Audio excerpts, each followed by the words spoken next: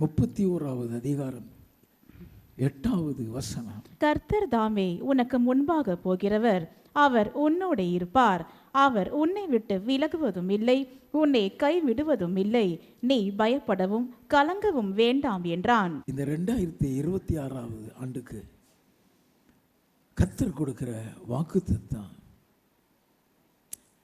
கர்த்தர் உனக்கு முன்பாக போகிறவர், அவர் உன்னோடு இருப்பார், அவர் உன்னை விட்டு விலகுவதும் இல்லை, உன்னை கைவிடுவதும் இல்லை. இந்த வார்த்தையை இன்னைக்கு வந்திருக்கிறவங்களுக்கு அவர் கொடுப்பார்னு சொன்னால், கர்த்தர் உங்களை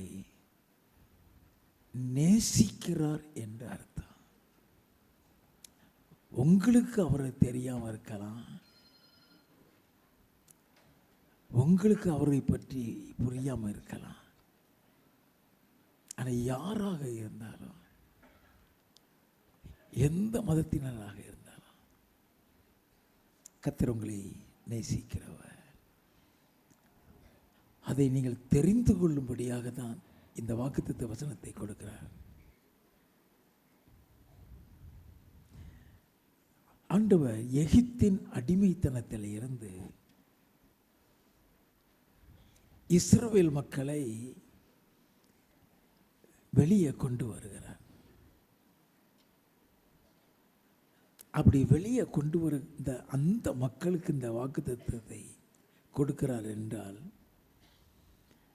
அவர்களை யாராக வைத்திருக்கிறார்?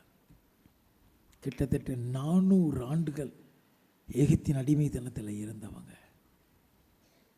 ஒரு கூட்டத்தை வெளியே கொண்டு வர்றாரு. அவங்களை அவர் யாராக வைத்திருக்கிறார் என்று பார்வோன்ட்ட சொல்றார். யாத்திராகமம் 4வது அதிகாரம் 22, 23 வசனங்கள்.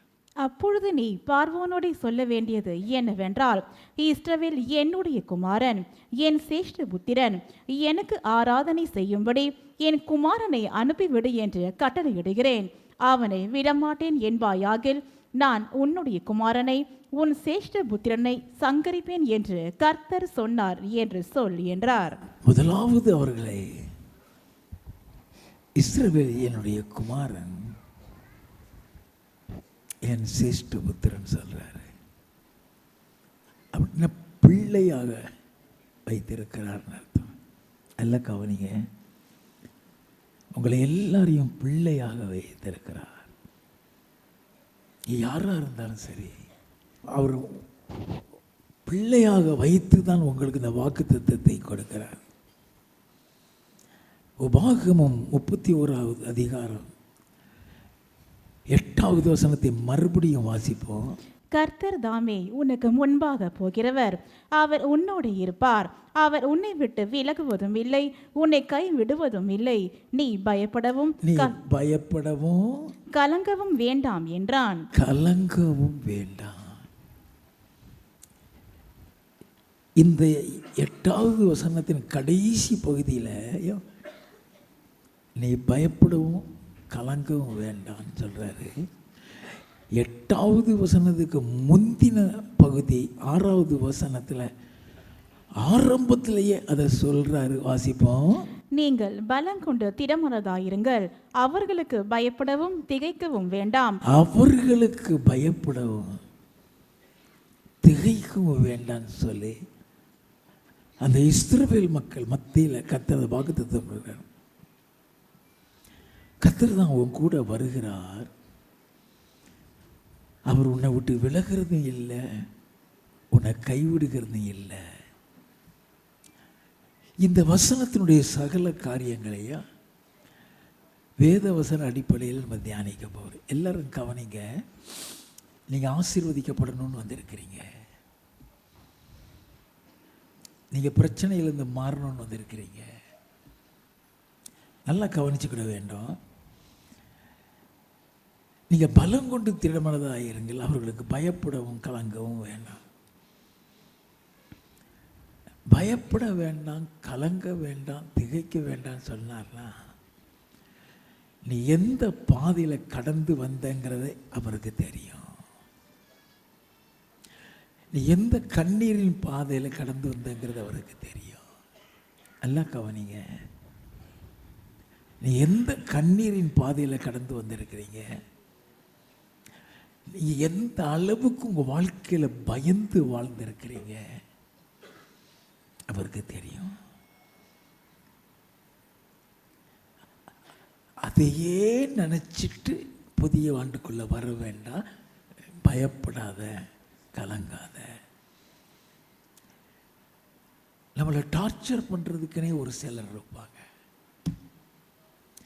நம்ம சந்தோஷத்தை கெடுக்கிறதுக்குனே ஒரு சிலர் இருப்பாங்க. கூட வேலை பார்க்குறவங்களாக இருக்கலாம், பக்கத்து வீட்டுக்காரங்களாக இருக்கலாம், நம்மளை விரோதிக்கிறவர்களாக இருக்கலாம். நல்லா கவனிக்க வேண்டும். அவங்களுக்கு பயப்பட வேண்டாங்கிறார். ஏன்னா புது ஆண்டு அவர் உன் கூட வரப்போகிறாரு. உன் கூட இருந்து காரியங்களை செய்ய போகிறாரு. பலங்கொண்டு திடமனதாயிரு. பயப்படும் திகைக்கும் வேண்டாம்னு சொன்னால் இந்த 2025ஆவது ஆண்டு உங்கள் வாழ்க்கையில் ஒரு துக்கத்தின் பாதையில் நீங்கள் போயிருக்க வேண்டும். ஒரு கண்ணீரின் பாதையில் போயிருக்க வேண்டும். நீ எவ்வளோ ஜெபித்து உன் ஜெபம் கேட்கப்படாமல் இருந்திருக்க வேண்டும். நல்ல நம்மளால் யார்கிட்டையும் சொல்ல முடியாது. நம்ம துக்கத்தை நமக்குள்ளே தான் வச்சுருப்போம். நம்ம வேதனையை நமக்குள்ளே தான் வச்சுருப்போம். அதை போய் யார்கிட்டையாவது பகிர்ந்து கொண்டா இவளுக்கு இதுவும் வேணும் இன்னும் வேணும்பா. அதனால் நம்ம சொல்லவும் முடியாது. உங்களுடைய சகல கலக்களையும் அறிஞ்சு தான் அவர் பயப்பட வேண்டாம், திகைக்க வேண்டாம், கலங்க வேண்டாம் சொல்கிறாரு. நம்ம உட்காந்துட்டோம். இப்போ நமக்கு தேவையெல்லாம் விசுவாசம் தான். என் வாழ்க்கையில் நல்லது தான் செய்வார். இயேசு சொன்னார், யோவான் எழுதின சுவிசேஷம் 14வது அதிகாரம் 1வது வசனம், உங்கள் இருதயம் கலங்காதிருப்பதாக தேவனிடத்தில் விசுவாசமாயிருங்கள், என்னிடத்திலும் விசுவாசமாயிருங்கள். என்ன விசுவாசம் அது? என் பயத்தை நீக்கிடுவாரு, என் துக்கத்தை மாத்திடுவாரு, என் பிரச்சனையை மாத்திடுவாரு. உன் குடும்பத்திலே யார் இதுவரைக்கும் மாறாம கடின இருதயத்தோடு இருந்தாங்களோ அவங்களையே கர்த்தர் மாற்ற போகிறார். நம்பிக்கையோட இருங்க.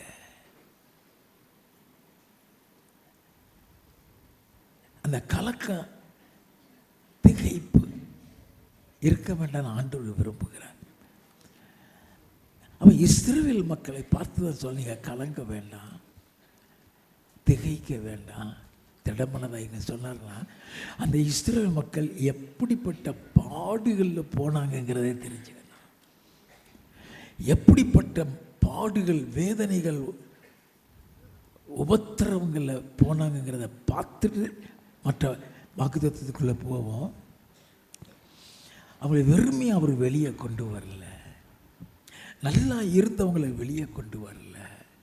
பாடுகளில் இருந்தவங்க, உபத்திரவத்தில் இருந்தவங்க, கண்ணீரில் இருந்தவங்க, அவங்கள தான் வெளியில் கொண்டு வந்தார். அவங்க என்னென்ன பாடுகள் இருந்தாங்க வாசிப்போமா? யாத்ராகமம் 1வது அதிகாரம் 13வது வசனத்தில் இருந்து 17வது வசனம் வரைக்கும். எகிப்தியர் இஸ்ரவேல் புத்திரரை கொடுமையாய் வேலை வாங்கினார்கள். சாந்தும் செங்கலும் ஆகிய இவைகளை செய்யும் வேலையினாலும் வயலில் செய்யும் சகலவித வேலையினாலும் அவர்களுக்கு அவர்கள் ஜீவனையும் கசப்பாக்கினார்கள். அவருடைய ஜீவனையும் கசப்பாக்கினார்கள். அவர்களை கொண்டு செய்வித்த மற்ற எல்லா வேலைகளிலும் அவர்களை கொடுமையாய் நடத்தினார்கள். கொடுமையாக. ஏன் பயப்பட வேண்டாங்கிறாரு? நல்லா நம்ம தெரிஞ்சுக்கிறோம். கொடுமையாய் வேலை வாங்கினார்கள். நம்ம அநேக பிரச்சனையில் போயிட்டு தான் இன்னைக்கு ஓடி வந்து உட்கார்ந்துருக்கிறோம். அநேக பாடுகள் மத்தியில், ஏமாற்றங்களுக்கு மத்தியில், நஷ்டத்துக்கு மேலே நஷ்டத்துக்கு மத்தியில் சொல்றது கவனிப்போம், வாசிப்போம். அதுவும் அன்றி எகிப்தின் ராஜா சிப்பிரால் பூவால் எனும் பெயருடைய எபிரேய மருத்துவச்சிகளோடு பேசி, நீங்கள் எபிரேய ஸ்திரீகளுக்கு மருத்துவம் செய்யும் போது அவர்கள் மனையின் மேல் உட்கார்ந்திருக்கையில் பார்த்து, ஆண் பிள்ளையானால் கொன்று போடுங்கள், பெண் பிள்ளையானால் உயிரோடு இருக்கட்டும் என்றான். எத்தனை வேதனை இருக்கும்! ஆண் பிள்ளையானால் கொன்று போடுங்க, பெண் பிள்ளையானால் உயிரோடு இருக்கட்டும் என்றாரு. மருத்துவச்சிகளோ தேவனுக்கு பயந்ததினால் எகிப்தின் ராஜா தங்களுக்கு இட்ட கட்டளைப்படி செய்யாமல் ஆண் பிள்ளைகளையும் உயிரோடு காப்பாற்றினார்கள். அப்படி ஆண் பிள்ளைகளை உயிரோடு காப்பாற்றினாங்கன்னு தெரிஞ்ச உடனே அந்த காரியத்தை ஒரு சட்டமாக கொண்டு வர்றான். 22வது வசனம். அப்பொழுது பார்வோன் பிறக்கும் ஆண் பிள்ளைகளை எல்லாம் நதியிலே போட்டு விடவும், பெண் பிள்ளைகளை எல்லாம் உயிரோடு வைக்கவும் தன் ஜனங்கள் எல்லாருக்கும் கட்டளையிட்டான். நல்லா கவனிக்க வேண்டாம், அவங்க அங்க சந்தோஷமா இருந்திருக்க முடியுமா? யாத்ராகமம் 2வது அதிகாரம் 23 25. சில காலம் சென்ற பின் எகிப்தின் ராஜா மரித்தான். இஸ்ரவேல் புத்திரர் அடிமைத்தனத்தினால் தவித்து முறையிட்டு கொண்டிருந்தார்கள். அவர்கள் அடிமைத்தனத்திலிருந்து முறையிடும் சத்தம் தெய்வ சந்நிதியில் எட்டினது. அடிமைத்தனத்திலிருந்து முறையிடும் சத்தம் தெய்வ சந்நிதியில் எட்டியது. தேவன் அவர்கள் பெருமூச்சை கேட்டு தாம் ஆபிரகாமோடும் ஈசாக்கோடும் யாக்கோபோடும் செய்த உடன்படிக்கையை நினைவு கூர்ந்தார். தேவன் இஸ்ரவேல் புத்திரரை கண்ணோக்கினார். தேவன் அவர்களை நினைத்தருளினார். நீங்க கடந்து வந்த கண்ணீரின் பாதை அவருக்கு தெரியும். இப்பொழுதான் உங்களை விடுதலை செய்கிறதுக்கு தான் அதை நினைக்கிறார். டிசப்பாயின்மெண்ட்ஸ், ஏமாற்றத்துக்கு மேலே ஏமாற்றம். கடந்த ஆண்டில் we have faced many disappointments, அநேக ஏமாற்றங்கள். யாரையுமே நம்ப முடியல, எதையுமே நம்ப முடியல. அந்த பாதையிலெல்லாம் நீங்கள் கடந்து வந்திருக்கிறீங்க. நல்லா கவனிச்சுக்கிடுங்க. அதனால தான் ஆண்டவர் எப்படி சொல்றாரு, கலங்க வேண்டாம்னு சொல்றாரு. யாத்திராகமம் 3வது அதிகாரம் 1வது வசனத்திலிருந்து. மோசே மீதியான் தேசத்து ஆசாரியனா இருந்து தன் மாமனாகிய எத்திரோவின் ஆடுகளை மேய்த்து வந்தான். அவன் ஆடுகளை வனாந்திரத்தின் பின்புறத்திலே ஓட்டி தெய்வ பர்வதமாகிய ஓரே மட்டும் வந்தான். அங்கே கர்த்தருடைய தூதனானவர் ஒரு முட்செடி நடுவிலிருந்து உண்டான அக்கினி ஜுவாலையிலே நின்று அவனுக்கு தரிசனமானார். அப்பொழுது அவன் உற்று பார்த்தான். முட்செடி அக்கினியால் ஜுவாலித்து எரிந்தும் அது வெந்து போகாமல் இருந்தது. அப்பொழுது மோசே, இந்த முட்செடி வெந்து போகாதிருக்கிறது என்ன? நான் கிட்ட போய் இந்த அற்புத காட்சியை பார்ப்பேன் என்றான். அவன் பார்க்கும்படி கிட்ட வருகிறதை கர்த்தர் கண்டார். முட்செடியின் நடுவில் இருந்து தேவன் அவனை நோக்கி, மோசே மோசே என்று கூப்பிட்டார். நல்ல கவனிங்க, பேர் சொல்லி கூப்பிடுறாரு. மோசே மோசே. வாசிப்போம். அவன் இதோ அடியேன் என்றான். ஆண்டவர் கூப்பிட்டு இதோ அடியேன்னு சொல்ல. 7-10. அப்பொழுது கர்த்தர், எகிப்தில் இருக்கிற என் ஜனத்தின் உபத்திரவத்தை நான் பார்க்கவே பார்த்து ஆலோட்டிகளின் நிமித்தம் அவர்கள் இடுகிற கூக்குரலை கேட்டேன். அவர்கள் படுகிற வேதனைகளையும் அறிந்திருக்கிறேன். அவர்களை எகிப்தியரின் கைக்கு விடுதலையாக்கவும் அவர்களை அந்த தேசத்தில் இருந்து நீக்கி கானானியரும் ஏத்தியரும் எமூரியரும் பெருசியரும் ஏவியரும் எபூசியரும் இருக்கிற இடமாகிய பாலும் தேனும் ஓடுகிற நலமும் விசாலமுமான தேசத்தில் கொண்டு போய் சேர்க்கவும் இறங்கினேன். பாலும் தேனும் ஓடுகிற விசாலமான இடத்தில் அவங்களை கொண்டு போய் சேர்க்க இறங்கினேன். இப்பொழுதும் இஸ்ரவேல் புத்திரரின் கூக்குரல் என் சந்நிதியில் வந்து எட்டினது. எகிப்தியர் அவர்களை ஒடுக்குகிற ஒடுக்குதலையும் கண்டேன். நல்ல நீங்க போன ஒவ்வொரு பாதையும் ஆண்டவர் பார்க்கிறார். பார்த்துட்டு தான் மோசேட்ட சொல்றாரு. வாசிப்போம். நீ இஸ்ரவேலின் புத்திரராகிய என் ஜனத்தை எகிப்தில் இருந்து அழைத்து வரும்படி உன்னை பார்வோனிடத்துக்கு அனுப்புவேன் வா என்றார். நல்லா கவனிங்க, எப்படி அவங்களை அவருடைய சகல பிரச்சனையில் இருந்து வெளியே கொண்டு வருகிறதற்கு ஒரு மோசேயை தெரிந்து கொண்டாரோ, அதே மாதிரி உங்களை உங்கள் பிரச்சனையில் இருந்து வெளியே கொண்டு வருகிறதற்கு ஒரு ஜாஃப்ரியை கர்த்தர் தெரிந்து வைத்திருக்கிறாரே.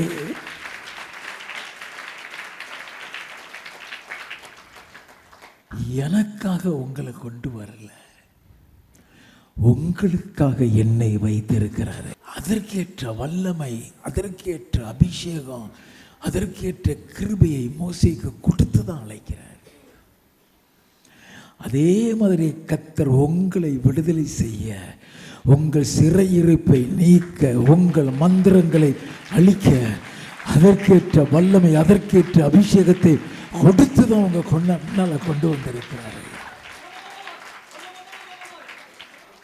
நல்லா தெரிந்து கொள்ளுங்க. அதனால தான் இங்க கொண்டு வர்றாரு.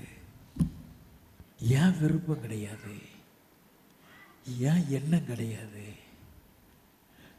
நான் இப்படிலாம் செய்யுங்காண்டரும் ஜெபித்ததும் கிடையாது. அவர் உங்கள் மீது வைத்திருக்கிற அன்புல தான் ஒண்ணுமே தெரியாம இருந்த என்ன கொண்டு வந்து நிப்பாட்டினார். அப்ப ஆண்டவர் மோசேயை வைத்திருந்தாலும் அது மோசேயால் நடந்த காரியம் அல்ல, கர்த்தரால் நடந்த காரியம். ஆண்டவர் மோசேயை அனுப்பி விடுறாரு. அவங்கள கூட்டிட்டு வாப்பா, உன்னை பார்வோனுக்கு அனுப்புற வாங்க கூப்பிடுறாரு. யாத்ராகமம் 12வது அதிகாரம் 40-41. இஸ்ரவேல் புத்திரர் எகிப்திலே குடியிருந்த காலம் 430 வருஷம். 430 வருஷம் முடிந்த அன்றைய தினமே கர்த்தருடைய சேனைகள் எல்லாம் எகிப்து தேசத்தில் இருந்து புறப்பட்டது. நல்ல கவனிங்க, மோசே அனுப்பி வெளியே கொண்டு வர்றாரு. 51வது வசனம். அன்றைய தினமே கர்த்தர் இஸ்ரவேல் புத்திரரை அணி அணியாய் எகிப்து தேசத்தில் இருந்து புறப்பட பண்ணினார். வெளியில வந்துட்டாங்க. ஒரு பெரிய பெருமூச்சு, அப்பா தப்பிச்சிட்டோம், விடுதலை கிடைச்சிருச்சு. அந்த எண்ணத்தோட, அந்த மகிழ்ச்சியோட வெளியே வர்றாங்க. அந்த மகிழ்ச்சி நீடிக்கவில்லை. யாத்ராகமம் 14வது அதிகாரம் 5-7 வசனங்கள். ஜனங்கள் ஓடிப்போய் விட்டார்கள் என்று எகிப்தின் ராஜாவுக்கு அறிவிக்கப்பட்ட போது ஜனங்களுக்கு விரோதமாக பார்வோனும் அவன் ஊழியக்காரனும் மனம் வேறுபட்டு, நமக்கு வேலை செய்யாத படிக்க நாம் இஸ்ரவேலரை போக விட்டது என்ன காரியம் என்றார்கள். நல்ல கவனிங்க, நாம் தெரிந்து கொள்ள வேண்டும். நீ விடுதலை பெற்றிருக்கலாம், நீ விடுதலை பெற்றுட்டாலும் திரும்பியும் மந்திரம் செய்யறான் இல்லையா, திரும்பியும் மந்திரம் செய்ய பாதிக்க வைக்கிறான் இல்லையா, அதே மாதிரி தான் விட்டுட்டு திரும்ப விரட்டிட்டு வர்றாங்க. வாசிப்போம். அவன் தன் ரதத்தை பூட்டி தன் ஜனங்களை கூட்டிக் கொண்டு பிரதானமான 600 ரதங்களையும் எகிப்தில் உள்ள மற்ற சகல ரதங்களையும் அவைகள் எல்லாவற்றிற்கும் அதிபதிகளான வீரரையும் கூட்டிக் கொண்டு போனான். எல்லாரையும் கூட்டிட்டு போறான். 10வது வசனம். பார்வோன் சமீபித்து வருகிற போது இஸ்ரவேல் புத்திரர் தங்கள் கண்களை ஏறெடுத்து பார்த்து எகிப்தியர் தங்களுக்கு பின்னே வருகிறதை கண்டு மிகவும் பயந்தார்கள். அப்பொழுது இஸ்ரவேல் புத்திரர் கர்த்தரை நோக்கி கூப்பிட்டார்கள். கர்த்தரை நோக்கி கூப்பிடுறாங்க. கூட்டிட்டு வந்தது மோசே. இப்போ அவன் இராணுவத்தோடு வருகிறான். அவளுடைய பயமெல்லாம் என்ன, மறுபடியும் எகிப்துக்குள்ள கொண்டு போயிட்டானா அதே பாடுகள் தானே, அதே உபத்திரவம் தானே, அதே அடிமைத்தனம் தானே. நல்லா கவனிங்க, நம்ம இருதயத்திலையும் புதிய வருஷத்துக்குள்ள வர்றோம், பழைய பிரச்சனை தொடருமான்னு ஒரு எதிர்பார்ப்புல, ஒரு பயத்தில், ஒரு ஏக்கத்தில் தான் நான் உட்கார்ந்துருப்போம். எவ்வளவோ கண்ணீரின் பாதையில் கடந்து வந்துட்டோம். இந்த ஆண்டாவது ஒரு மகிழ்ச்சியா இருக்குமா நம்ம நினைச்சிட்டு தான் வர்றோம்.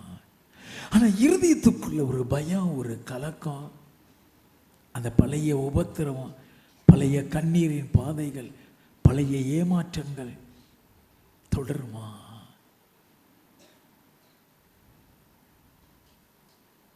நல்லா கவனித்துக் கொள்ள வேண்டும். ஆண்டவரை நோக்கி கூப்பிடுறாங்க. அப்போ மோசே சொல்றான் அவர்களை பார்த்து, யாத்திராகமம் 14வது அதிகாரம் 13வது வசனம். அப்பொழுது மோசே ஜனங்களை நோக்கி, பயப்படாதிருங்கள், நீங்கள் நின்று கொண்டு இன்றைக்கு கர்த்தர் உங்களுக்கு செய்யும் ரட்சிப்பை பாருங்கள். இன்றைக்கு நீங்கள் காண்கிற எகிப்தியரை இனி என்றைக்கும் காண மாட்டீர்கள். நல்லா கவனிங்க. What does it mean? இன்றைக்கு காணுகிற எகிப்தியரை இனி என்றைக்கும் காண மாட்டீங்கன்னா, இந்த 2025 கடந்து வந்த கண்ணீரின் பாதைகள் இனி உன் வாழ்க்கையில் இருக்காது.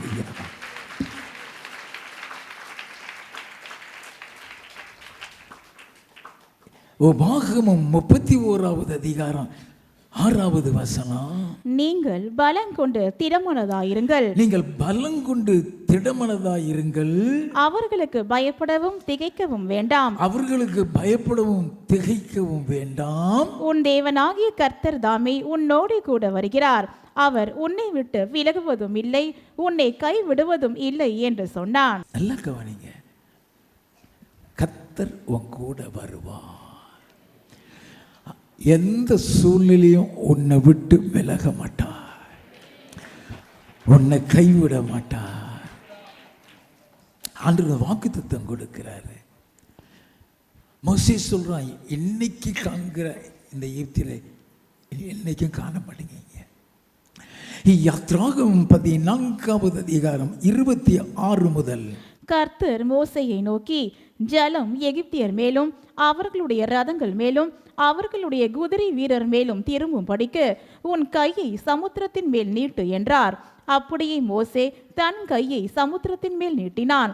விடியற் காலத்தில் சமுத்திரம் பலமாய் திரும்பி வந்தது. எகிப்தியர் அதற்கு எதிராக ஓடும்போது கர்த்தர் அவர்களை கடலின் நடுவே கவிழ்த்து போட்டார். ஜலம் திரும்பி வந்து ரதங்களையும் குதிரை வீரரையும் அவர்கள் பின்னாக சமுத்திரத்தில் பிரவேசித்திருந்த பார்வோனுடைய இராணுவம் அனைத்தையும் மூடிக்கொண்டது. அவர்களில் ஒருவன் ஆகிலும் தப்பவில்லை. இஸ்ரவேல் புத்திரரோ சமுத்திரத்தின் நடுவாக வெட்டாந்தரியின் வழியாய் நடந்து போனார்கள். நல்லா கவனிச்சிங்களா? அவங்களுக்கு விரோதமா வந்த அத்தனை பேரும் சமுத்திரத்துக்கு அடியில் போயிட்டாங்க. அதே மாதிரி உங்களுடைய சகல பிரச்சனைகளையும் உங்க துக்கங்களையும் சமுத்திரத்தின் ஆழத்துல கர்த்தர் கொண்டு போய் போடுகிறார். என்னால் செய்யக்கூடாத அதிசயமான காரியம் ஒன்று உண்டுன்னு சொன்னவர் அந்த அதிசயமான காரியத்தை உங்க வாழ்க்கையில செய்ய போகிறார் ஐயா. அல்லேலூயா. இவ்வளவு நாளும் காத்திருந்து காத்திருந்து காத்திருந்து சோர்ந்து போய் தானே உட்கார்ந்துருக்கீங்க. அதனால தான் அவர் செய்ய போகிறது உங்களுக்கு சொல்லுகிறாரு. அவ்வளவு பேரும் சமுத்திரத்துக்கு அடியில் போயிட்டாங்க. 31வது வசனம். கர்த்தர் எகிப்தியரில் செய்த அந்த மகத்தான கிரியையை இஸ்ரவேலர் கண்டார்கள். அப்பொழுது ஜனங்கள் கர்த்தருக்கு பயந்து கர்த்தரிடத்திலும் அவருடைய ஊழியக்காரனாகிய மோசேயினிடத்திலும் விசுவாசம் வைத்தார்கள். இப்போ நாங்கள் சொல்றது உண்மையாங்கிறத நீங்க நம்பும்படியாக தான் அந்த காரியத்தை கர்த்தர் உங்களுக்கு செய்து காமிக்க போகிறார். ஆண்டவர் மீதும் அவர் கொடுத்த வாக்குத்தத்தமும் உண்மை என்பதை நீ விசுவாசிக்கும்படியாக உங்க வாழ்க்கையில அதை நிறைவேற்றி கொடுப்பார். அல்லேலூயா. எரேமியாவின் புஸ்தகம் 1வது அதிகாரம் 19வது வசனம். அவர்கள் உனக்கு விரோதமாக யுத்தம் பண்ணுவார்கள், ஆனாலும் உன்னை மேற்கொள்ள மாட்டார்கள். உன்னை ரட்சிக்கும்படிக்கு நான் உன்னுடனே இருக்கிறேன் என்று கர்த்தர் சொல்லுகிறார். பாத்தீங்களா? வருவாங்க, வாங்க, பயப்படாத, உன்னை ரட்சிக்கும்படிக்கு நான் உன்னோடு கூட இருக்கிறேன். இந்த வாக்குத்தத்தம் ஏன் உங்களுக்கு கொடுக்கிறாரு?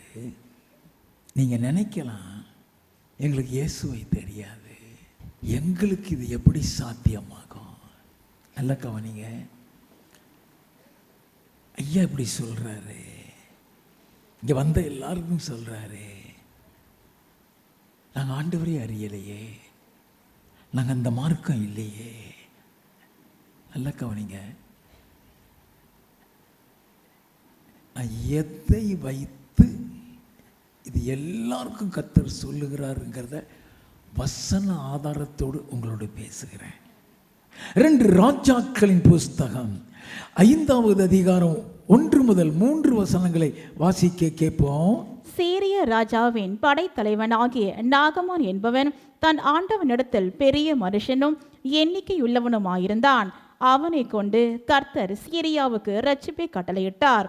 மகா பராக்கிரமசாலியாகி அவனோ குஷ்டரோகியாயிருந்தான். இந்த நாகமான்கிறவன் ஜீவனுள்ள தேவனை அறிந்தவன் கிடையாது. சீரியா தேசத்தில் படைத்தலைவன், இராணுவ தளபதி, அவன் பெரிய பராக்கிரமசாலி, ஆனா குஷ்டரோகியா இருக்கிறான். இவங்க யுத்தத்துக்கு போய் ஒரு பெண்ணை அடிமையா பிடிச்சிட்டு வர்றாங்க. வாசிப்போம். சீரியாவில் இருந்து தண்டுகள் புறப்பட்டு இஸ்ரவேல் தேசத்தில் இருந்து ஒரு சிறு பெண்ணை சிறைப்பிடித்து கொண்டு வந்திருந்தார்கள். அவள் நாகமானின் மனைவிக்கு பணிவிடை செய்து கொண்டிருந்தாள். அவள் தன் நாச்சியாரை பார்த்து, என் ஆண்டவன் சமாரியாவில் இருக்கிற தீர்க்க தரிசனிடத்தில் போவாரானால். நல்ல கவனிங்க, சமாரியாவில் இருக்கிற தீர்க்க தரிசனிடத்தில் போவாரானால் நலமாயிருக்கும், நலமாயிருக்கும், அவர் இவருடைய குஷ்ட ரோகத்தை நீக்கி விடுவார் என்றாள். அவ என்ன சொல்லிட்டா, அங்க போனா உனக்கு சுகமாயிருன்னு பதிலு அவரு உன் குஷ்டரோகத்தை சுகமாக்கிடுவான்டா. ஆனா இந்த நாகமான அங்க அனுப்புறது ஆண்டவருங்கிறது நாகமானுக்கு தெரியாது. நல்ல கவனிங்க, யாரோ உங்களுக்கு சொல்லி இங்க வந்திருக்கலாம், இந்த இடத்தை கேள்விப்பட்டிருக்க மாட்டீங்க, என்னையும் கேள்விப்பட்டிருக்க மாட்டீங்க, இந்த சபையையும் கேள்விப்பட்டிருக்க மாட்டீங்க. யாரோ ஒருத்தர் உங்களை அந்த இடத்துக்கு போங்க உங்களுக்கு அற்புதம் நடக்கும் சொல்லியிருப்பாங்க. அந்த யாரோ ஒருத்தர் சொல்லி உங்களை அனுப்புறாங்க இல்லையா, அவங்க மூலமா கர்த்தர் உங்களை வர வைக்கிறார். இவன் அவன் சொல்றான், அங்க அவர் சுகமாக்கிடுவாருங்க. 9வது வசனத்தில் இருந்து, அப்படியே நாகமான் தன் குதிரைகளோடும் தன் ரதத்தோடும் வந்து எலிசாவின் வாசல் படியிலே நின்றான். அப்பொழுது எலிசா அவனிடத்தில் ஆள் அனுப்பி, அவன் வெளியே வரல. நல்லா கவனிங்க, நான் ஏன் உங்ககிட்ட அடிக்கடி ஜாஃப்ரியை நம்பி வராதீங்க, அற்புதம் நடக்காதுன்னு சொல்றேன்? அதுதான் உண்மை. ஏன்னா ஜாஃப்ரியால் இங்கே எந்த அற்புதமும் நடக்காது. உங்களை மாதிரி நான் ஒரு மனுஷன்தான், உங்களுக்கு அற்புதம் செய்கிறது கர்த்தர் செய்கிறார் ஐயா. இவன் என்ன நினைச்சிட்டான், அங்குள்ள தீர்க்க தரிசிட்டு போனால் சுகம் கிடைச்சிரும்னு அவன் சுகம் கொடுத்துருவான்னு நினைச்சிட்டு வந்து நிற்கிறான். ஆண்டவர் சொல்லிட்டார், நீ வெளியே போகாத, நீ வெளியே போகாத, அந்த குளத்தில் போய் அவனை குளிக்க சொல்லி சரியாகிடுவான்ட்டார். அவன் சொல்லுகிறான். மறுபடியும் வாசிப்போம் 10வது வசனத்திலிருந்து.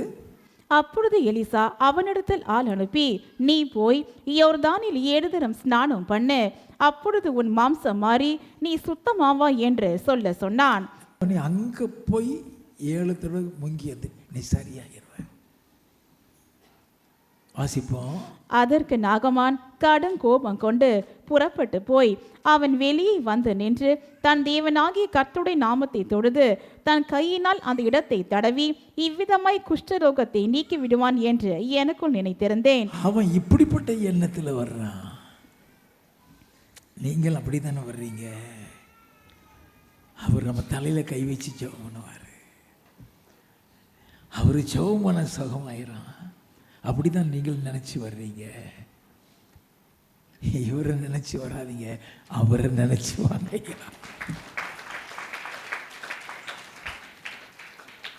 முழுக்க முழுக்க அவர் செய்கிறாரு. அவர் செய்கிறத நான் சொல்றேன், அவ்வளவுதான். செய்கிறது அவர் தான். அப்ப இவன் என்ன செய்யலாம்? உடம்பெல்லாம் தடவி கிடவி ஆண்டவரை பார்த்து விண்ணப்பம் பண்ணுவான். கோபம் வந்துடுது அவனுக்கு. வெட்டி கூட பார்க்கல, நான் பெரிய இராணுவ தளபதி ஆச்சு, எட்டி கூட பார்க்கலையே. கோபத்தில் திரும்புகிறான். வாசிப்போம். நான் ஸ்நானம் பண்ணி சுத்தமாகிறதற்கு இஸ்ரவேலின் தண்ணீர்கள் எல்லாவற்றை பார்க்கிலும் தமஸ்குவின் நதிகளாகிய ஆப்னாவும் பர்பாரும் நல்லதல்லவோ என்று சொல்லி உக்கிரத்தோடு திரும்பி போனான். உக்கிரத்தோடு திரும்புறான். நஷ்டம் யாருக்கு? நஷ்டம் யாருக்கு? நான் சொன்னேன், யோவான் 14:1 வாசிக்க சொல்லிட்டு, தேவனிடத்தில் விசுவாசமாக இருங்க, என்னிடத்தில் விசுவாசம் இயேசு சொன்னார். ஏன் சொல்கிறோம்? நீ எந்த அளவுக்கு நம்பிக்கையோடு இருக்கிற அற்புதம் நடக்கும். வாசிப்போம். அவன் ஊழியக்காரர் சமீபத்தில் வந்து அவனை நோக்கி, அவனும் கூட்டிட்டு வந்த ஊழியக்காரர், அவனோட ஒருத்தன் துணைக்கு வந்திருக்கான். அவன் சொல்றான். வாசிப்போம். தகப்பனே, அந்த தீர்க்கதரிசி ஒரு பெரிய காரியத்தை செய்ய உமக்கு சொல்லி இருந்தால் அதை நீ செய்வீர் அல்லவா? ஸ்நானம் பண்ணும், அப்பொழுது சுத்தமாவீர் என்று அவர் உம்மாடே சொல்லும் போது அதை செய்ய வேண்டியது எத்தனை அதிகம் என்று சொன்னார்கள். எப்படி பாருங்க, ஆச்சரியம். அவன் சாதாரண ஒரு மனுஷன், அவனுக்கு உதவி செய்கிறவன். அவன் சொல்றான், ஒரு பெரிய கரு மலை மேலே போய் ஒரு மரத்தை பிடுங்கிட்டான்னா கூட பிடுங்கிட்டு வந்துடுவியே. ஸ்நானம் பண்ண தானே சொல்ற, சாதாரண காரியம். அது கீழ்ப்படிய மாத்திரம். எவ்வளவு காரியத்தையும் செய்கிறவர் கர்த்தர். அந்த அடிமை பெண் மூலமாக பேசுனதும் கர்த்தர், இந்த உதவி செய்கிறவங்க மூலமாயும் பேசுனது கர்த்தர். ஏன் இவங்க 2 பேர் மூலமாக பேசி அவனை கர்த்தர் அனுப்பலைன்னு சொன்னா, கர்த்தர் இந்த நாகமானை அதிகமாய் நேசிக்கிறார், அதிகமாய் நேசிக்கிறார். அவன் சுகத்தை இழந்துடக்கூடாது நேசிக்கிறார். அவன் இருதயத்தை பற்றி அவருக்கு தெரியும். He knows his heart. வாசிப்போம். அப்பொழுது அவன் இறங்கி தேவனுடைய மனுஷன் வார்த்தையின்படியே யோர்தானில் 7 தரம் முழுகின போது அவன் மாம்சம் ஒரு சிறு பிள்ளையின் மாம்சத்தை போல மாறி அவன் சுத்தமானான். நல்லா கவனிங்க, ஒரு சிறு பிள்ளையின் மாம்சம் மாறிட்டு ஒரு பெரிய ஆள் மாம்சம் மாதிரி கூட மாறல. ஒரு குழந்தை, அவன் சாஃப்ட் ஸ்கின் ஆயிட்டு, நம்ப முடியாத விஷயம். வாசிப்போம்.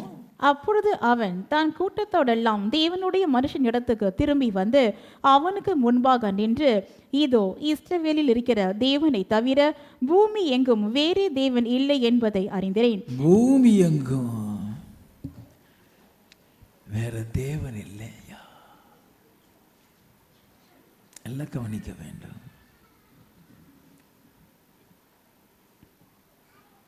அவன் லைஃப் தலைகீழ மாறிவிட்டது.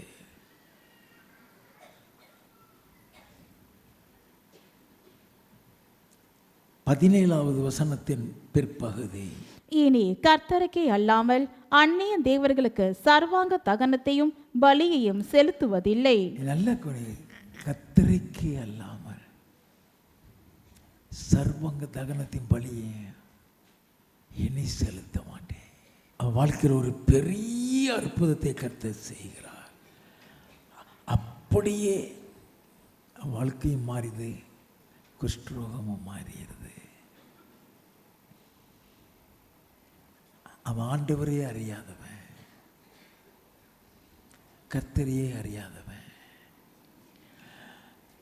அவன் வீட்டுக்கு ஒரு பெண்ணை ஆண்டவர் கைதியாக பிடிச்சிட்டு வர வச்சு அவன் மூலம் சொல்லி இங்கே கொண்டு வந்து அவன் முழு குஷ்டரோகத்தை நீக்கிறாரு. ஆண்டவரை அறியாதவன், ஆண்டவரை தெரியாதவன். அதே மாதிரி இயேசுவை அறியாத எத்தனையோ பேர் இருப்பீங்க.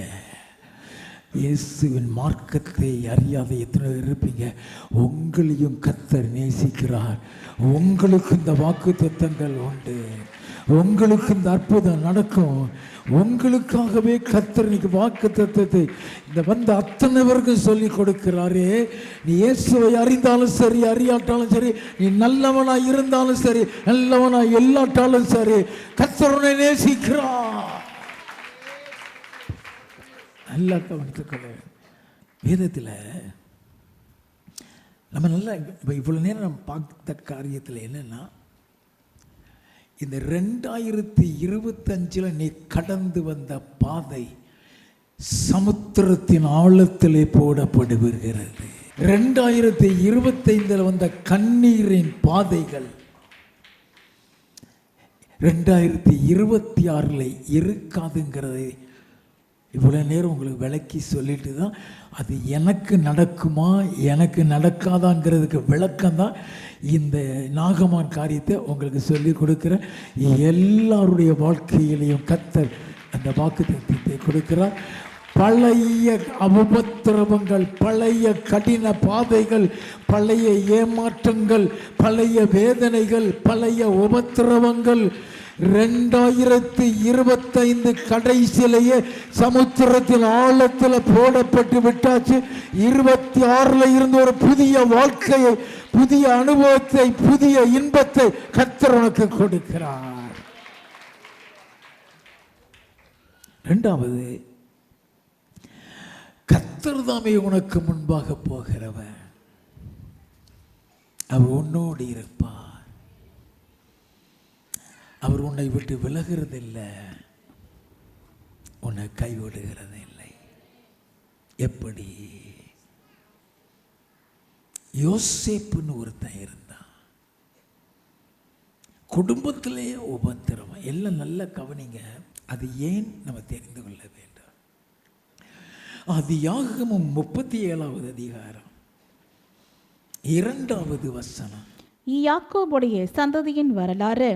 யோசேப்பு 17 வயதிலே தன் சகோதரருடனே ஆடுகளை மேய்த்து கொண்டிருந்தான். நல்ல கவனிங்க. 17 வயசுங்கிறது ஒரு சின்ன பையன், வாலிப பிராயம் கூட கிடையாது. ஒரு சின்ன பையலா இருக்கிறான். பள்ளிக்கூடத்துக்கே அவன் போகலை, ஆடு மேய்த்து கொண்டிருக்கிறான். படிக்காதவன். படித்தாத்தான் நம்ம முன்னேறுவோம் நினைக்கவே நினைக்காதீங்க. படிக்காத உங்களையும் கர்த்தர் தெரிந்து வைத்திருக்கிறார்.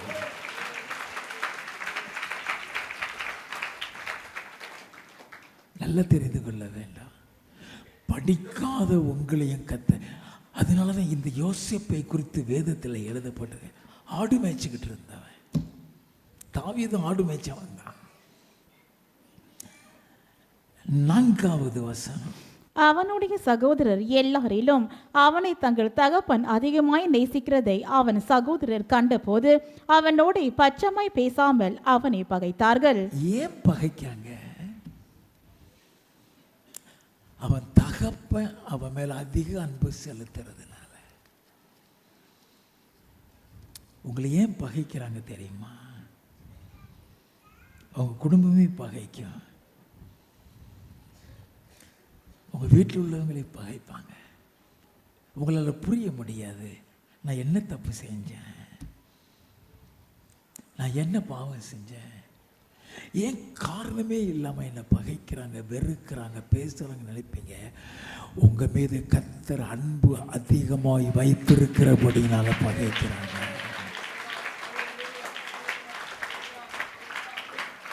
என் ஆண்டவர் இயேசு சொன்னார், யோவான் 15வது அதிகாரம் 19வது வசனம். நீங்கள் உலகத்தாராயிருந்தால் உலகம் தன்னுடையதை சிநேகித்திருக்கும். நீங்கள் உலகத்தாராயிராதபடியினாலும் நான் உங்களை உலகத்தில் இருந்து தெரிந்து கொண்டபடியினாலும் உலகம் உங்களை பகைக்கிறது. நல்ல கவனிங்க.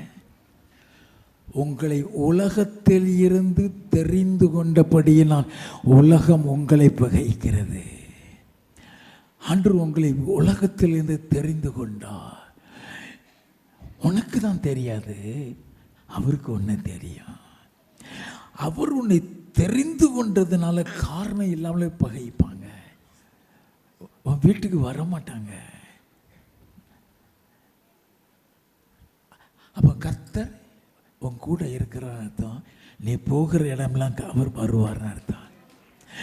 ஆதியாகமம் 37வது அதிகாரம் 5 முதல் 8 வசனங்கள். யோசேப்பு ஒரு சொப்பனம் கண்டு அதை தன் சகோதரருக்கு அறிவித்தான். அது நிமித்தம் அவனை இன்னும் அதிகமாய் பகைத்தார்கள். அவன் அவர்களை நோக்கி, நான் கண்ட சொப்பனத்தை கேளுங்கள். நாம் வயலில் அறுத்த அரிகளை கட்டி கொண்டிருந்தோம். அப்பொழுது என்னுடைய அரிக்கட்டு நிமிர்ந்திருந்தது. உங்கள் அரிக்கட்டுகள் என் அரிக்கட்டை சுற்றி வணங்கி நின்றது என்றான்.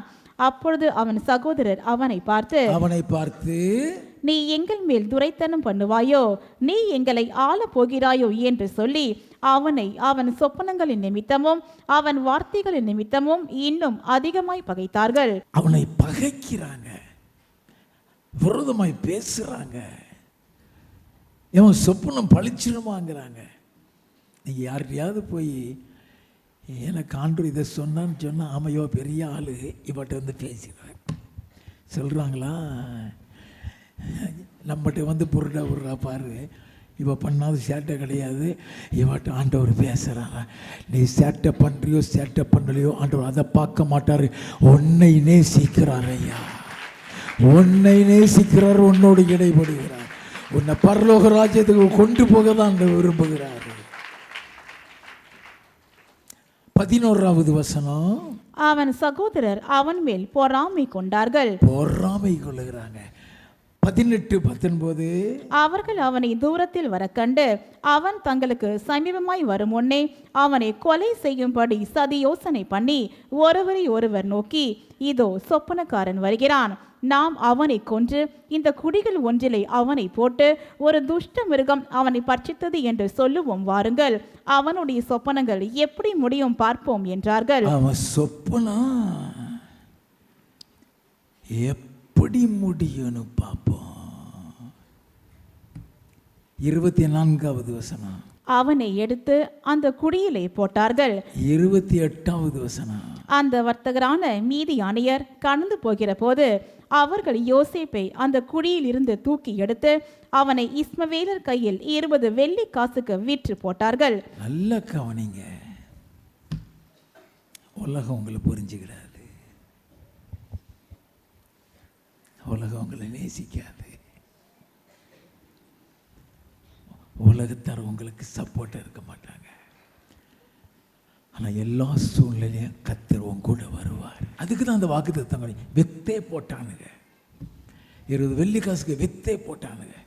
ஆதியாகமம் 39வது அதிகாரம் 1வது வசனத்தில் இருந்து. யோசேப்பு எகிப்துக்கு கொண்டு போகப்பட்டான். பார்வோனுடைய பிரதானியும் தலையாரிகளுக்கு அதிபதியும் ஆகிய போத்திபார் என்னும் எகிப்து தேசத்தான் அவனை அவ்விடத்திற்கு கொண்டு வந்த இஸ்மவேலரிடத்தில் விலைக்கு வாங்கினான். கர்த்தர் யோசேப்போடு இருந்தார், அவன் காரிய சித்தி உள்ளவனானான். கர்த்தர் யோசேப்போடு இருந்தார். நல்ல கவனிங்க, ஆண்டவர் உனக்கு வாக்குத்தத்தம் கொடுக்கிறாரு, நான் உன்னோடு கூட வருவேன், நான் உன்னோடு விலக மாட்டேன், உன்னை கைவிட மாட்டேன் சொல்கிறார் இல்லையா? அவர் உன் கூட இருக்கிறாரா, உன் கூட வருகிறாரா? அதற்கு அடையாளம் இந்த 2026 நீ செய்கிற காரியத்தை வாய்க்க செய்வார். நீ எதை செய்தாலும் கர்த்தர் வாய்க்க செய்வார். நீ கையிட்டு செய்கிறது ஆசீர்வாதமாக இருக்கும். அவனை ஆசீர்வதிக்க கையிட்டு செய்கிறது ஆசீர்வாதம். வாசிப்போம். அவன் எகிப்தியனாகிய தன் எஜமானுடைய வீட்டிலே இருந்தான். கர்த்தர் அவனோடு இருக்கிறார் என்றும் அவன் செய்கிற யாவையும் கர்த்தர் வாய்க்க பண்ணுகிறார் என்றும் அவன் எஜமான் கண்டு யோசேப்பின் இடத்தில் தயவு வைத்து அவனை தனக்கு ஊழியக்காரனும் தன் வீட்டுக்கு விசாரணைக்காரனுமாக்கி தனக்கு உண்டான யாவற்றையும் அவன் கையில் ஒப்புவித்தான். எல்லாவற்றையும் அவன் கையில் ஒப்புவித்தான். வாசிப்போம். அவனை தன் வீட்டுக்கும் தனக்கு உண்டான எல்லாவற்றிற்கும் விசாரணைக்காரன் ஆக்கினது முதற்கொண்டு கர்த்தர் யோசேப்பின் நிமித்தம் அந்த எகிப்தியன் வீட்டை ஆசீர்வதித்தார். வீட்டிலும் வெளியிலும் அவனுக்கு உண்டானவைகள் எல்லாவற்றிலும் கர்த்தருடைய ஆசீர்வாதம் இருந்தது. ஆண்டவருடைய ஆசீர்வாதம் இருந்தது. உன் நிமித்தம் உன் குடும்பம் ஆசீர்வதிக்கப்படும். உன் நிமித்தம் உன் குடும்பத்தை கர்த்தர் ஆசீர்வதிப்பார். உன் குடும்பம் மாத்திரம் இல்லை, நீ எந்த வீட்டில் போய் தங்கிட்டு போறியோ அந்த வீடு ஆசீர்வதிக்கப்படும். ஏன்னா கர்த்தர் உன் கூட வருவார். The Lord will prove that he is with you. அவங்க சொல்லுவாங்க, அவன் கூட கர்த்தர் இருக்கிறாரப்பா, அவன் கூட கர்த்தர் இருக்கிறாரப்பா. அவன் வீடு முழுதும் ஒரே ஆசீர்வாதம். அதே நேரத்தில் அவன் எஜமானுடைய மனைவி இவன் தவறா பழகிறா. இவன் கர்த்தருக்கு பயந்து இந்த பாவத்துக்குள்ள போக மாட்டேன்ட்டான். அவன் விடவே இல்லை. ஒரு பெரிய போராட்டத்தை சந்திக்கிறான். அது யாகமும் 39வது அதிகாரம் 11-12. இப்படி இருக்கும்போது ஒரு நாள் அவன் தன் வேலையை செய்கிறதற்கு வீட்டுக்குள் போனான். வீட்டு மனிதரில் ஒருவரும் வீட்டில் இல்லை. அப்பொழுது அவள் அவனுடைய வஸ்திரத்தை பற்றி பிடித்து, என்னுடைய சயனி என்றாள். அவனோ தன் வஸ்திரத்தை அவள் கையிலே விட்டு வெளியே ஓடி போனான். வஸ்திரத்தை கையில விட்டு ஓடிட்டான். அந்த வஸ்திரத்தை அப்படியே வச்சிட்டா. புருஷன்ட்ட காமிப்போம். 16வது வசனத்திலிருந்து, அவனுடைய எஜமான் வீட்டுக்கு வருமளவும் அவனுடைய வஸ்திரத்தை தன்னிடத்தில் வைத்திருந்து அவனை நோக்கி, நீர் நம்மிடத்தில் கொண்டு வந்து அந்த எபிரேய வேலைக்காரன் சரசம் பண்ணும்படிக்கு என்னிடத்தில் வந்தான். அப்பொழுது நான் சத்தமிட்டு கூப்பிட்டேன். அவன் தன் வஸ்திரத்தை என்னிடத்தில் விட்டு வெளியே ஓடி போனான் என்றால். நல்ல கவனிங்க, துணிகரமா போய் சொல்லிட்டா. உங்களை பொய் சொல்லி குற்றப்படுத்துவாங்க, பயப்படாதீங்க. கர்த்தர் கூட இருப்பார். உண்மையில அபாண்டமா பழி போடுவாங்க. ஐயோ பழி போட்டாங்களே, பயப்படாதீங்க. உன் கூட கர்த்தர் இருந்தாருன்னா ஒருவர் உனக்கு விரோதமா பேசுனதும் உனக்கு தீமையை கொண்டு வரவே வராது. அபாண்டமா பொய் சொல்ல ஆரம்பிச்சிட்டா. 16வது வசனத்திலிருந்து, அவள் தன் வீட்டு மனிதரை கூப்பிட்டு, பாருங்கள், எபிரேய மனுஷன் நம்மிடத்தில் சரசம் பண்ணும்படிக்கு அவனை நமக்குள் கொண்டு வந்தார். யார்கிட்ட? அந்த மனுஷர்களை எல்லாரையும் கூட்டியிருந்து பேச ஆரம்பிக்கிறார். யோசேப்பை இப்ப என்ன செய்யறாங்க? நல்ல கவனிங்க.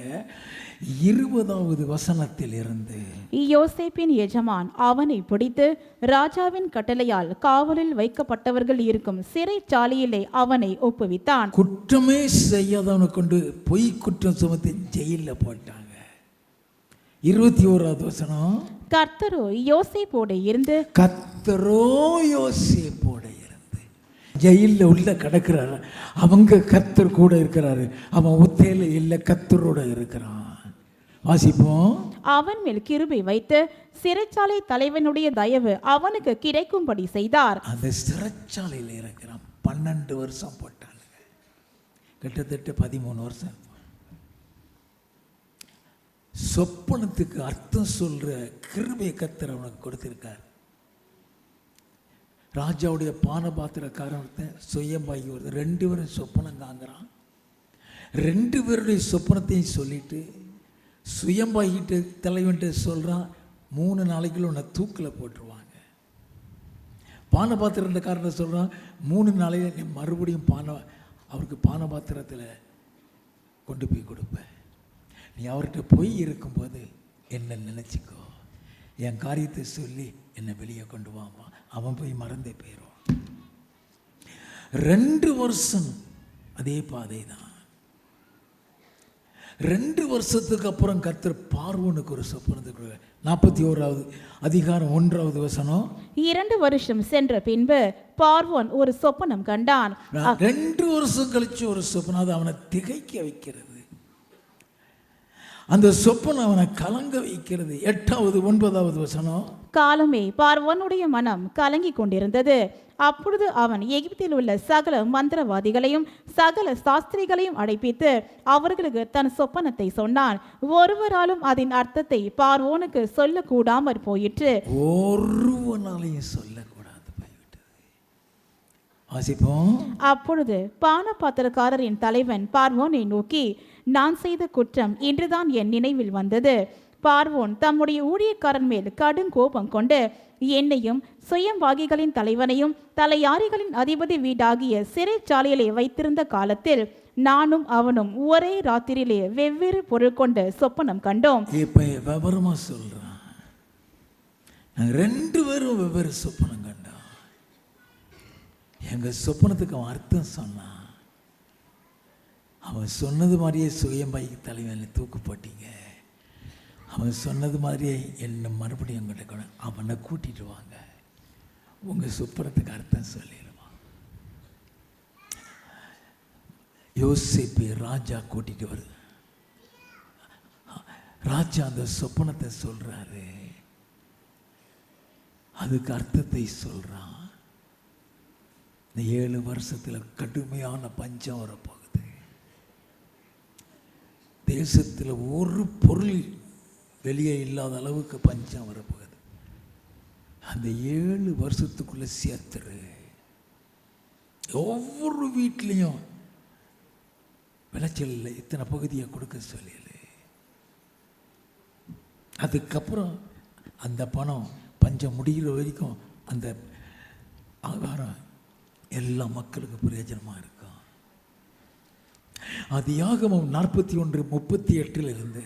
அப்பொழுது பார்வோன் தன் ஊழியக்காரரை நோக்கி, தேவ ஆவியை பெற்ற இந்த மனுஷனைப் போல வேறொருவன் உண்டோ என்றான். பின்பு பார்வோன் யோசேப்பை நோக்கி, தேவன் இவை எல்லாவற்றையும் உனக்கு வெளிப்படுத்தி இருக்கிறபடியால் உன்னை போல விவேகமும் ஞானமும் உள்ளவன் வேறொருவனும் இல்லை. ஒருத்தம் கூட உன்ன மாதிரி கிடையாதுப்பா. வாசிப்போம். நீ என் அரண்மனைக்கு அதிகாரியாயிருப்பாய். என் அரண்மனைக்கு அதிகாரியாயிருப்பாய். உன் வாக்கின்படியே என் ஜனங்கள் எல்லாரும் அடங்கி நடக்க கடவர்கள். யார் அந்த யோசேப்பு? ஆடு மேய்ச்சிட்டு இருந்தவன், படிக்காதவன், டாப்புக்கு கொண்டு வந்துட்டாரு. தேசத்தில் ராஜாவுக்கு அடுத்த ஸ்தானம். சிங்காசனத்தில் மட்டும்தான் ராஜா. கையெழுத்து போடுறதெல்லாம் யோசிப்பு தான். வாசிப்போம். சிங்காசனத்தில் மாத்திரம் உன்னிலும் நான் பெரியவனாய் இருப்பேன் என்றான். சிங்காசனத்தில் மட்டும்தான் நான் பெரியவன். தேசத்துக்கே அதிபதியா வச்சுட்டாரு. 42வது அதிகாரம் 6வது வசனம்.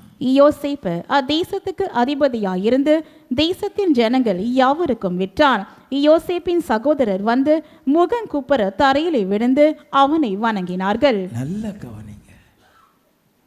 இந்த ஆண்டு உன் வாழ்க்கையின் உயர்வின் ஆண்டு.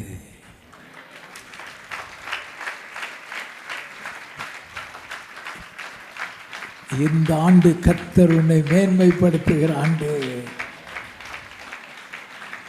உன்னை எவ்வளவுக்கு எவ்வளவு சிறுமைப்படுத்த நினைத்தார்களோ, எவ்வளவுக்கு எவ்வளவு உன்னை அட்ரஸ் இல்லாமக்கணும்னு நினைச்சாங்களோ, அதற்கு மாறாக கர்த்தர் உன்னை மேன்மைப்படுத்த போகிறார். கர்த்தர் உன்னை உயர்த்த போகிறார். அல்லேலூயா. அவர் வாக்கு கொடுத்துட்டாரு, நான் உன் கூட வருவேன், நான் உன்னை விட்டு விலகவும் மாட்டேன், உன்னை கைவிடவும் மாட்டேன்,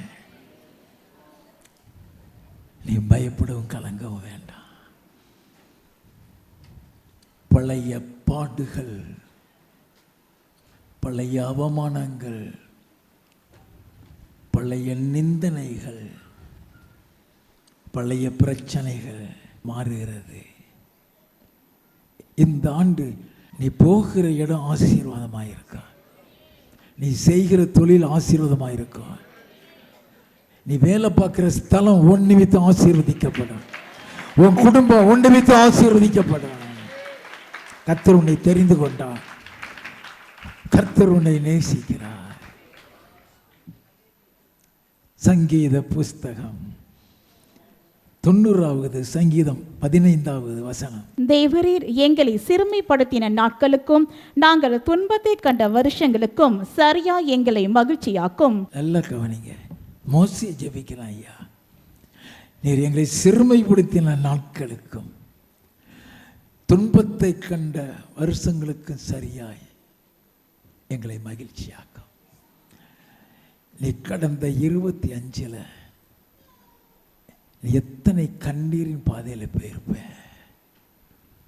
எத்தனை ஏமாற்றத்தில் போயிருப்பீங்க, எத்தனை அவமானத்தில் போயிருப்பீங்க, எத்தனை குடும்பத்தில் நீ நினைச்சு பார்க்காத போராட்டங்கள்ல போயிருப்பீங்க. அத்தனையும் இனி உன் வாழ்க்கையில் இருக்கா? யார் உன்னை வெறுத்தாங்களோ, யார் உன்னை செத்துப்போன்னு சொன்னாங்களோ அவர்களே உன்னை நேசிப்பாங்க, உன் மேல அன்பு வைப்பாங்க.